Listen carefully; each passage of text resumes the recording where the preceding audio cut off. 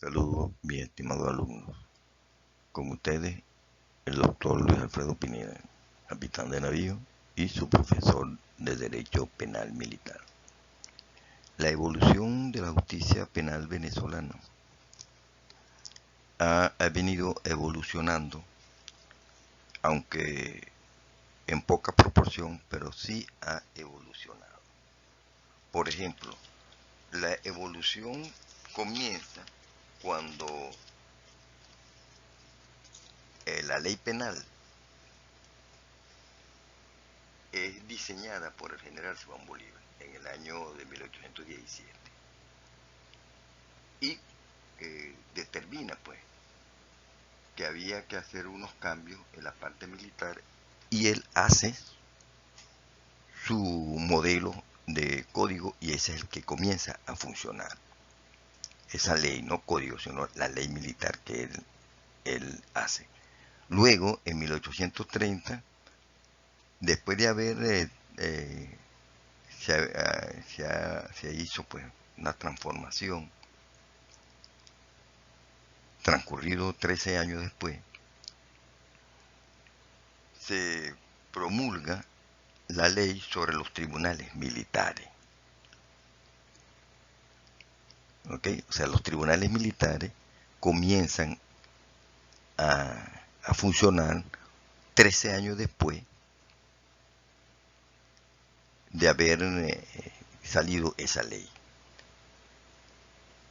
Y la competencia de esos tribunales dieron lugar a un fuero penal militar. Y en 1849 es que se promulga el primer código de justicia militar en Venezuela. Y ese código es el que ha venido funcionando con ciertas modificaciones que ya para el 18 de abril de 1904 se reforma este código de 1849 y se intruye allí dentro de ese código lo que es una corte marcial.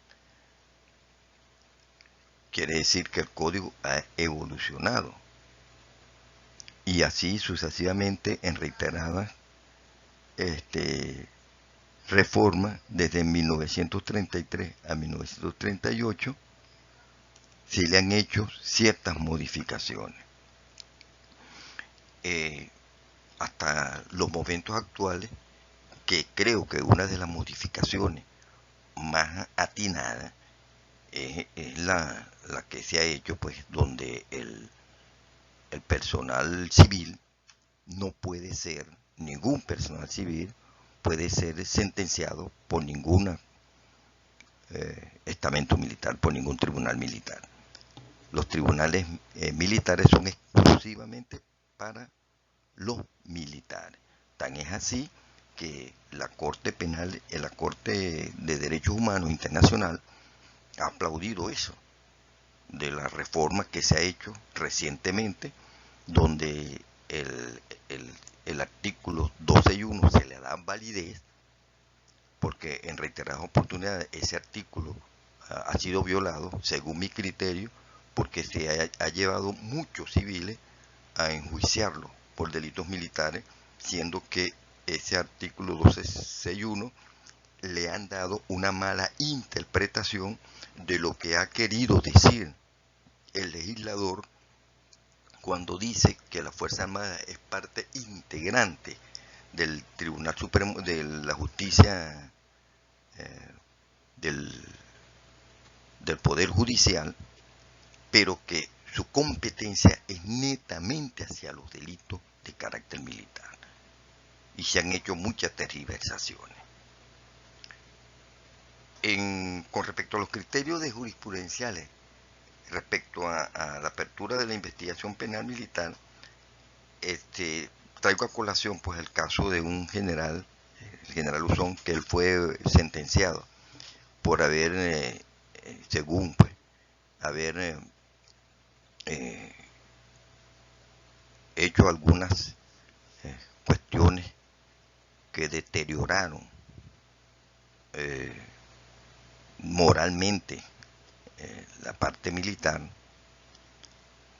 de acuerdo a unas expresiones que él dio en una televisión, en un programa, y que según pues las leyes militares contenían pues un delito que él había cometido, que ese era el delito de, de haber destruido moralmente a la Fuerza Armada. Bueno, allí los abogados defensores de ese señor fueron hasta el Tribunal Supremo de Justicia para anular esa sentencia, pero el tribunal no dio con lugar ese accionar de ellos. Y dice que el señor, si cometió un delito, aún siendo civil, podía pues ser juzgado, porque el Código de Justicia Militar dice que se podía juzgar a civiles o militares. Lo que quiere decir que hubo una mala interpretación allí, porque el código, quizás ellos tuvieron la razón, porque el código no estaba reformado. El código recientemente tiene una reforma, quizás por ese lado podíamos darle digamos, el valor de la duda al respecto, porque digamos, la ponente pues, que hizo esa sentencia se enfrascó pues, en lo que es lo que tiene el Código Orgánico de Justicia Militar en su contenido articular, y allí pues decía pues que sí, en realidad se podía juzgar a civiles y militares. Repito, esa es la reforma que se hizo respecto al artículo de que no puede ningún militar, ningún civil ser juzgado por las leyes militares, es reciente. Digámoslo reciente, porque creo que era de la reforma fue en el 2021. Ese es de reciente data. Pero en realidad, bueno, ya se hizo tal evolución en el sentido de que ya no se puede pues juzgar, un tribunal militar no puede juzgar a ningún civil. Y en esos criterios jurisprudenciales respecto a la orden de apertura, justamente se dice porque los abogados en su accionar pedían, pues, hicieron un petitorio donde la orden de apertura de la investigación no la hizo la fiscalía. Allí sí, ahí sí le doy la razón pues, a la jurisprudencia, por cuanto el Código de Justicia Militar dice que los funcionarios que dan orden de apertura a una investigación están en el código establecido, y no se ha reformado, que yo sepa. Le dejo eso a ustedes, pues, porque dice que el presidente de la República es funcionario de justicia militar y tiene carácter pues de abrir una investigación, igual como el ministro de la Defensa y los comandantes de operaciones y otros comandantes que según el código lo estipula allí. Entonces eso se lo deja a criterio de ustedes. Los tipos penales de naturaleza militar. Los delitos contra la integridad e independencia y libertad de la nación. Allí tenemos, por ejemplo, esos tipos penales nosotros los podemos conseguir tipificados, y todos están establecidos en el título 3, en los diversos especies de delito. Por ejemplo, la traición a la patria. Ese es un delito de integridad, independencia y libertad de la nación. El espionaje, la rebelión, estos son delitos que atentan contra la integridad e independencia y libertad de la nación.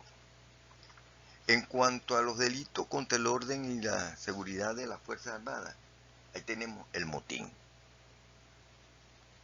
tenemos la sublevación y la falsa alarma. Esos son delitos tipificados en el Código. El ultraje al centinela, a la bandera y a la FAN. El ultraje significa una deshonra para ese centinela. ¿Y qué es un centinela? Bueno, un centinela es un soldado, es un militar que está en una guardia y es vigilante, pues, del sueño de un grupo de hombres o el resguardo de una patrulla, etcétera. Esa centinela es un guardia que se le confiere, pues, una vigilancia, puede ser observador y presta atención sobre el enemigo por si acaso el enemigo se está desplazando o algo por el estilo. Y si se ultraja al centinela, especialmente un mismo miembro de la fuerza, ese es un delito, que es ultraje al centinela. Y a la bandera es cuando cualquier militar toma cualquier bandera de una de las unidades y la ultraja. Un estandarte de una unidad. Y el ultraje a la FAN es cuando el militar ofende o menosprecie los símbolos patrios de las Fuerzas Armadas o algunas de sus instituciones. Los delitos de los deberes y el honor militar. Ahí está la usurpación y el abuso de autoridad, la insubordinación, la desobediencia, la deserción, el abandono de servicio y la negligencia. Todos estos delitos ustedes los van a estudiar. Yo simplemente le estoy dando a ustedes una cuestión de carácter general, pero ustedes van al código a estudiar todos esos delitos y esos son los que ustedes me van pues a determinar y a investigar de qué se trata cada uno de ellos. Los delitos contra el orden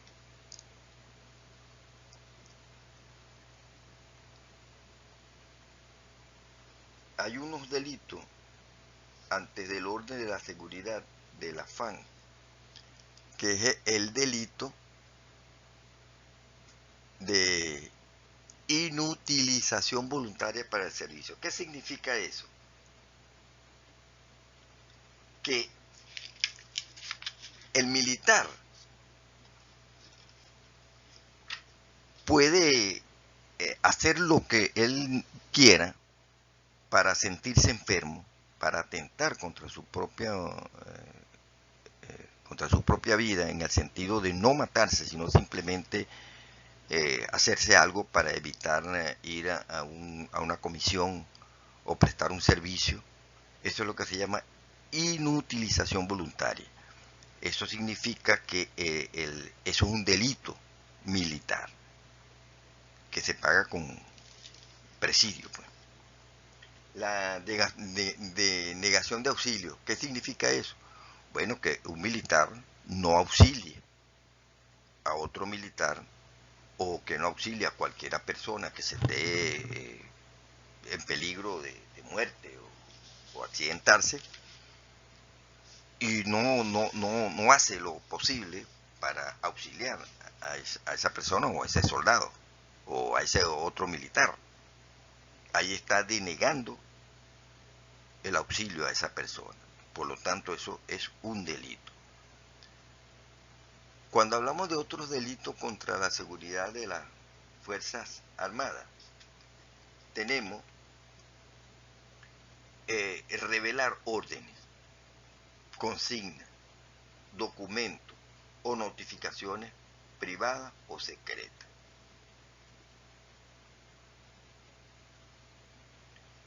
¿Qué significa esto? Por ejemplo, los militares tenemos lo que se llama el santo y seña. Eso es un delito si alguno de los militares hace que otra persona distinta al servicio pueda conocer el santo y seña. El santo y seña es algo sagrado que simplemente lo debe saber el personal que está de guardia en ese momento. O al menos que existe una guerra y los miembros deben saber el santo y seña.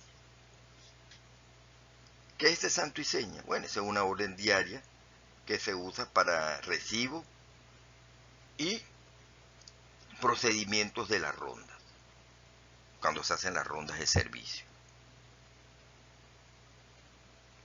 Y eso lo que permite es que uno cuando, como militar, que hace el santo y seña, pueda circular libremente por un camino. La evasión de presos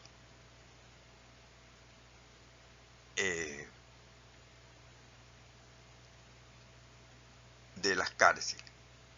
Esa evasión de presos también es un delito. Hablando de la seguridad de las Fuerzas Armadas.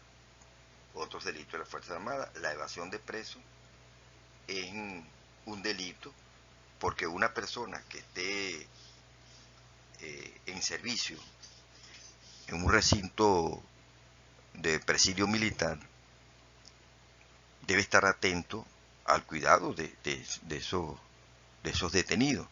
Y por lo tanto, si uno de ellos se escapa, bueno, es un delito haber no hecho lo posible para que esos presos o prisioneros se escaparan. Cuando hablamos de la cobardía y el decoro militar, el decoro es cuando el elemento está circunspecto en el lenguaje, es decir, no es grosero. Es una persona que tiene una buena conducta, una conducta intachable. Es digno en su cargo, no es corrupto. Eso es lo que se llama el decoro militar.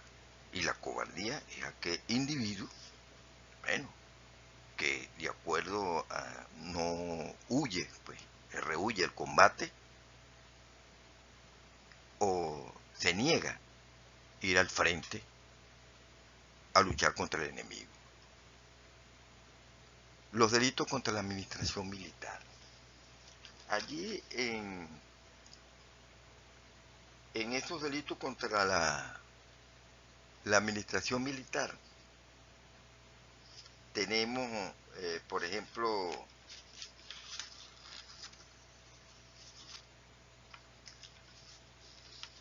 estos delitos que se cometen con cualquier institución militar que esté en un fuerte o en cualquier parte y atente contra esas unidades,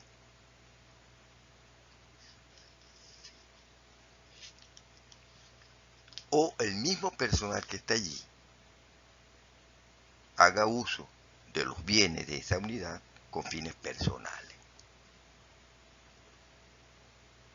O, digamos, utilice los fondos con que se le cancela al personal subalterno, los use con cuestiones con fines personales, antes de pagarle al personal. Esos son delitos contra la administración militar. Los delitos contra la administración de justicia militar es cuando se atenta pues contra una fiscalía, contra un tribunal militar.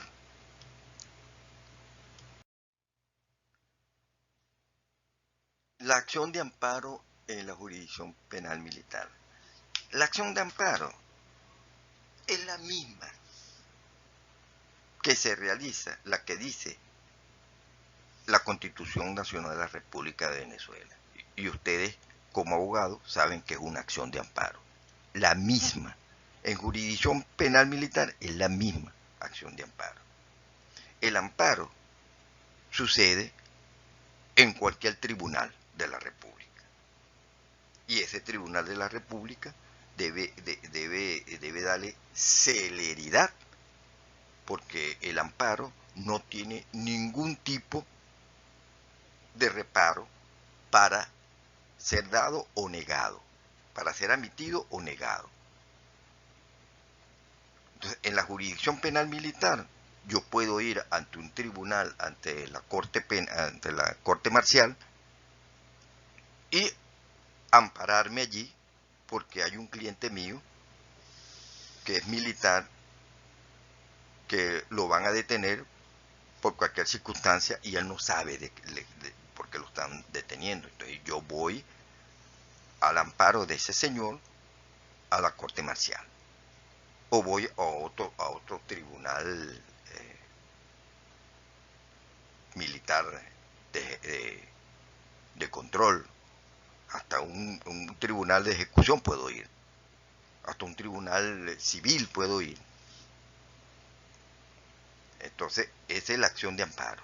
La acción de amparo no tiene límite para uno resguardar a su cliente, bajo cualquier circunstancia. Usted puede ir a cualquier tribunal. Eso es lo que dice la norma constitucional. El derecho del imputado militar. El derecho del imputado militar tiene los mismos derechos que en un imputado civil. ¿Por qué? Porque el Código de Justicia Militar, en su último aparte, en el artículo, ya ellos tienen un articulado donde dice que la jurisdicción penal militar, se los voy a leer aquí, el artículo 592. En la jurisdicción penal militar se aplicarán las disposiciones del libro segundo, libro tercero, libro cuarto y libro quinto del Código Orgánico Procesal Penal. No se aplicarán las disposiciones del título 4, 5, 7 del libro tercero de dicho código. Esto, mis estimados alumnos, ustedes lo estudiarán mejor. Como le he dicho, ustedes deben pues profundizar en este estudio. El derecho del imputado militar es el mismo derecho del imputado civil. El mismo porque está tipificado en el COP. Y los juicios militares se llevan en la misma medida que los juicios ordinarios porque se hacen a través del COP, como le acabo de explicar.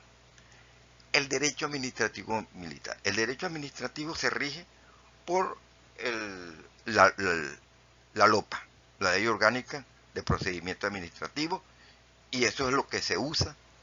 Por ejemplo, en la otra unidad vamos a hablar de lo que es la disciplina militar, que eso es derecho administrativo. Allí lo que se usa es la LOPA.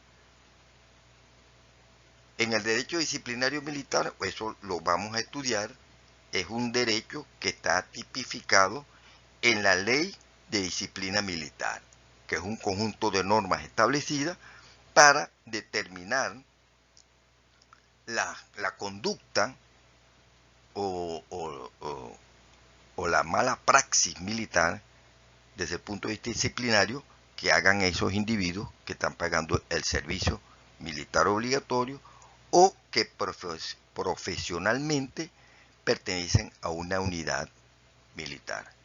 Es todo y hasta la próxima.